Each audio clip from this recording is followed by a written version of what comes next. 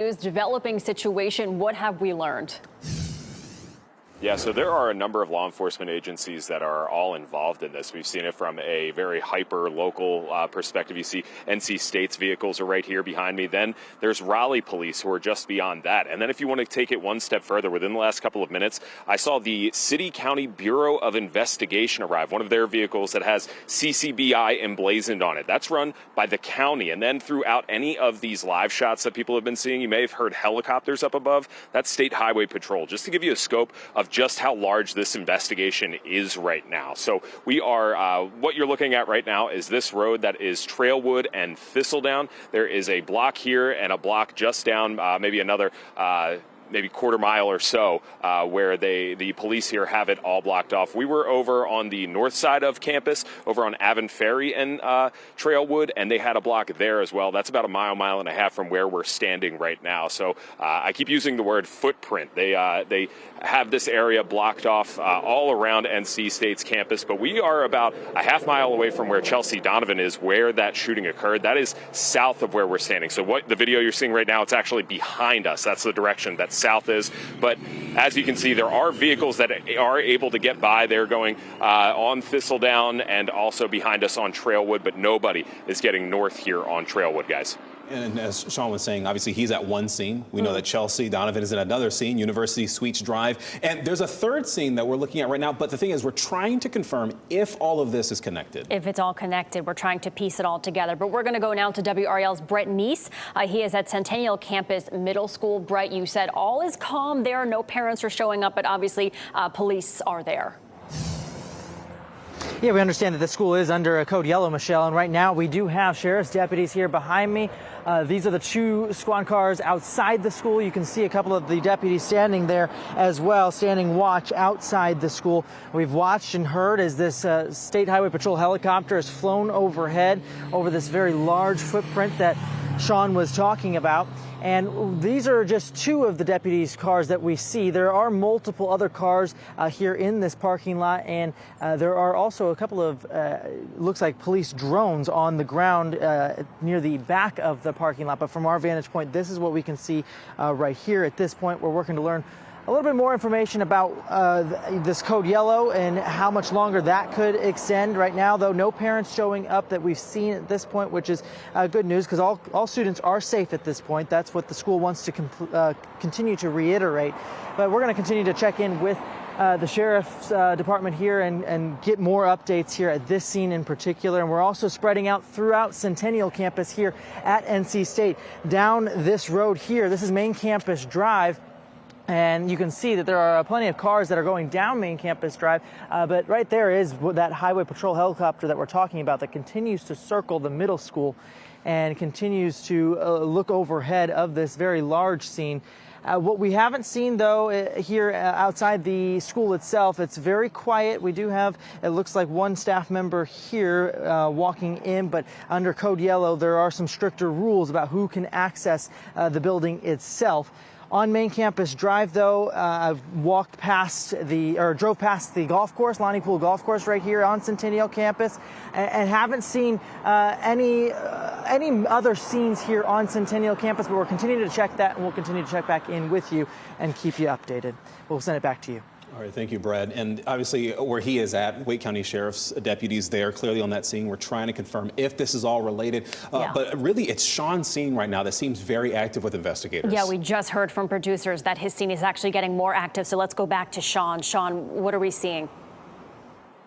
Yeah, more police officers are arriving, law enforcement agencies from really all across the area. I'll step out of the way again so you can get an idea of what's going on. We've seen more unmarked vehicles arrive. I just mentioned a few minutes ago that CCBI is on scene right now. That is the City County Bureau of Investigation. They help with forensic issues like fingerprinting and things like that. I've reached out to the county to see why they are here to assist in this investigation, but have not heard back at this point. But but I've been talking about the footprint. This is the most active area where the investigation's going on. They've got this area of NC State's campus really blocked off, it seems, from every angle that you could talk about. We're here at Trailwood and Thistledown, where they've kind of got a double roadblock. Here in front of me is the NC State police, and then just ahead is Raleigh police in their two-tone vehicles that are just up ahead. And I had mentioned before as well that Avent Ferry and Trailwood is also blocked. That's about a mile and a half or so north of where we're standing. And I know that we haven't had a connection to the I-40 shootings that we've been talking about this week, but just to give you some perspective of where we're at, I mean, we are stone's throw from where I-40 is, the overpass that Trailwood is across that. I did see a student who actually just walked by. She just gave me she said she was unaware that anything like this was going on, said that she didn't even see that she got a wolf alert about this. But she says this area is heavily trafficked by students, that there is student housing all around this. So those students, as they wake up and start heading to class today, are going to have to figure out a different way around here with all of this police activity right here on campus. You were talking, Sean, I was looking to get an actual definition of CCBI for those who are unfamiliar. Essentially, it's an agency that provides forensic services to law enforcement and prosecuting agencies for criminal investigations within the jurisdiction of Wake County, which that makes sense, right? Because we have this scene. We also saw the car that had the bullet hole where Chelsea was at on University Suites Drive. And then the other point that we have to keep going back to, just because of how close it is, the reports of 6 vehicles shot into on I-40 since Monday. And that's something that we are watching very closely here. Obviously, from the ground where Sean is at on Trailwood and Thistledown Drive, we clearly see this heavy police presence that continues to grow by the moment. We also have Sky 5 that's in the sky right now, sort of giving us an aerial view of where we are seeing there. We do have a video from earlier, according to our producer, just kind of showing you what it looks like there. That's the car that we were referring to that Chelsea was at. We saw someone get into the car and drive away just a bit ago. But Michelle, certainly when you have all these different scenes together, this is why we have team coverage, because we have different pieces. They're all moving about, and we're trying to put together a narrative here. Yeah, absolutely. Sean Gallagher, we just heard from him. We have Chelsea Donovan, Brett Neese at Centennial Middle School. We also have Jeff Hogan. He's in the WRAL Live Center with some information. Jeff. Yeah, and it plays off of that white vehicle as well, because that's where Chelsea Donovan is reporting right now. I'm going to get to that in a moment. I just want to show you a lay of the land once again. We just heard from Brett Neese reporting. He was at the Centennial campus middle school, which is right here off of the main campus drive, as you see it there.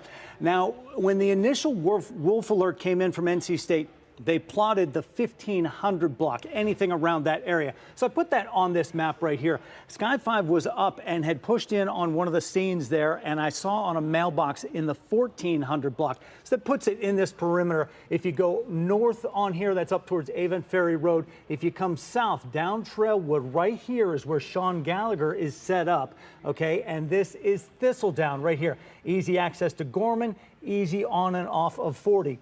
This main stretch of I-40 right there heads in the downtown direction right there. And I'm going to remove this from the map here for just a quick second, because if you take straight down on Trailwood, I should say, on the other side of 40 is what you see illustrated at the top of the map here. And I can tell you that this is right where Chelsea Donovan is. These are the University Suites right along this and Trailwood. So now we have scenes straddling I-40 on and off exit ramps right there. So we're on both sides of I-40, and with all the talk of everything that's happened since Monday with shootings at cars on I-40, now you have scenes straddling both sides of that highway.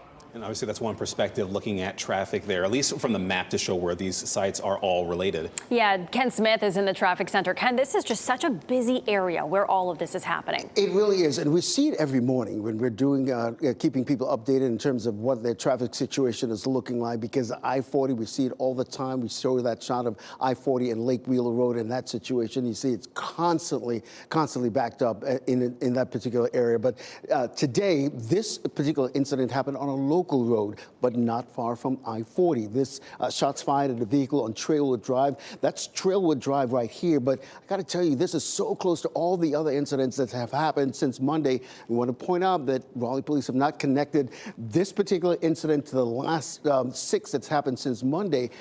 But it's all connected to this I-40 corridor right here, starting at Gorman Street, Avon Ferry Road, Jones Franklin Road, going back to Buck Jones Road. That whole southwestern loop of the Beltline this morning is really what we're talking about. And it's such a heavily traveled area, and that's why it's so concerning. And that's why we're on the air right now to make sure that you're informed. If you have an alternate route in mind, I will recommend Tryon Road in terms of getting in and out of Cary at this noon hour.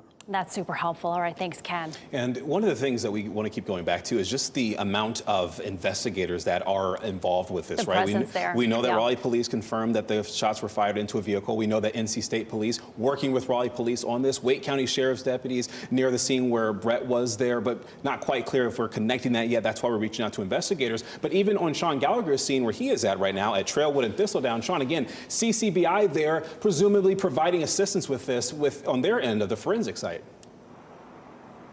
Yeah, that's for sure. And I've reached out to the county to see if they, well, one, why they're here, and then two, if they're involved in the investigation in the string of shootings that we've heard on I-40. And I wanted to give a little bit of that ground perspective of what Ken Smith talked about. Right there is where I-40 is. You can kind of see it just around this bend where you kind of see the barricades to prevent anybody from, going over the side or throwing anything over. That's how close I-40 is to the location that we're at. And if we try to pivot back around, this is going to be a little bit of a long turn here, but as you go around to the intersection that we're at Trailwood and Thistledown, this is where all the activity is. You see NC State police that have had this road blocked off for quite some time, and then just down the road a little bit farther, it's the two-tone vehicles that RPD has. So you can see there are multiple agencies here that are blocking this part of the road. And then there are unmarked vehicles that have arrived within the last 15 or 20 minutes as well. And again, I keep using the word footprint. Chelsea Donovan is about a half mile down the road from where we're at. And then we are here. And then there's another roadblock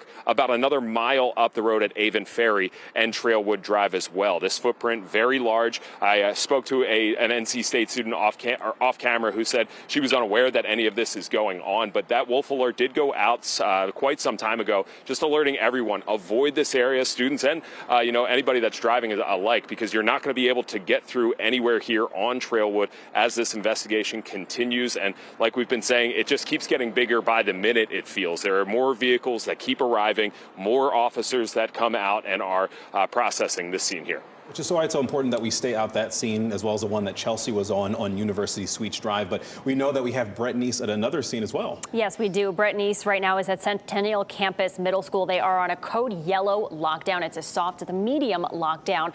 Brett, what are we learning there? Yeah, Michelle, this it's becoming more of an active scene as we gather more information. We have a lot of foliage here that kind of blocks our view, but we are starting to be able to kind of navigate this scene and see a little bit more. Right here, you can see that there's two deputies' cars that are out front. Beyond that, there's two more deputies' cars. And then this other car right here is an unmarked car. It just showed up with another detective in it. But with these 5 cars, they are not the only cars that are here. Behind these shrubs over here, there is another set of law enforcement, one RPD car, more deputies that have flashing lights, and that's where those drones are that are on the ground. We haven't seen them go up in the air yet to give them a perspective, a drone perspective of this area, but they are definitely watching Centennial Campus Middle School and the surrounding area. They have it heavily guarded right now for a code yellow lockdown. This is what we have not seen before. This is out of the ordinary to have this much of a presence around the school and guarding the school. So we're looking to learn, code yellow is below code red. So why is this school not on a code red lockdown if there's this much of a law enforcement presence? That's what we're asking Wake County Public Schools at this point, and trying to learn more information about what exactly they are doing here around this part of the school. We've driven down Main Campus Drive, which is becoming busier and busier as folks find that they cannot get down Trailwood Drive as they try to get over to Centennial Campus and Main Campus here at NC State. We have not seen any activity down the road closer to the actual campus, but we're going to continue to be here at the middle school and let you know more information as we continue to learn it. All right, thanks, Brad. And as he was mentioning, they are under a code yellow lockdown right now, which just is, it's a medium lockdown. It's not code red. Basically, the medium alert status is used when a possible threat is issued, but not an immediate threat to that area. It's not under code red. It's under code yellow. Obviously, something that we're going to be watching because parents hear this and it's scary for parents. Especially when you see this police presence, again, that we have been covering since we got on the air first at 10:25 and then again at 11 o'clock. As you're watching breaking news on WRAL, on News Plus, as well as Fox 50, we'll have more coverage here in just a bit.